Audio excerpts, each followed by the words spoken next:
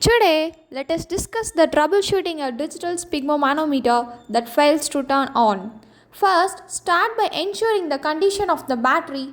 Check if the batteries are fully charged or they need to be replaced with new one. Second, verify the proper positioning of the batteries. Ensure they are inserted correctly, aligning with the positive and the negative terminals. The third step, inspect the battery compartment. The fourth step, check the power button. Ensure it is not struck or damaged and it is functioning properly when pressed.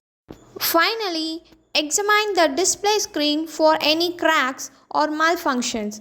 If the screen is damaged, the device may fail to respond even if powered. Thank you. Subscribe to gain more knowledge.